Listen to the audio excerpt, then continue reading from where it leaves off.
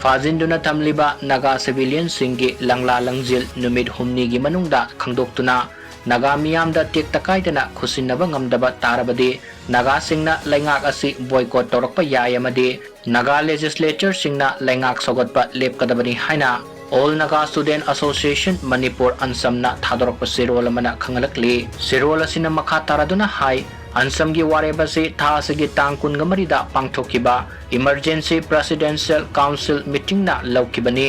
pangthokiba meeting aduda ANSAM gi hanagi president sing saruk yaduna tha asigi taraga humdoida Naga khunja taraga nipan phajinkiba made masigi matung tarakpada thorakliba thodok singi matangda khana nainaki hairi Naga khunja sing phajinduna thamliba siga mari lainana tongan ba Naga singi CSO singna tawkiba appeal sing demonstration sing asida leingak asina decisive oina action loba ngamdana lairiba sida nungnangba fawi leingak ki thawong asina community singi marakta hauzik aki tujungba fawba atmosphere ama pokhanduna lairi haina phongdorakli ANSAM na leingak asida thamliba ultimatum ase ngasidagi sanaba haukani haraduna leingak na fajinduna thamliba pastor ani yauna Naga civilian sing asoi angam yaudana numit marini gi manungda Naga miyamda khusinnagadabani haibagi condition sing thamgadabani karigumba ANSAM gi dabi asi pidaba tarabadi Naga miyamna leingak asibu boycott tawbagi khongjang sangsinbaga loinana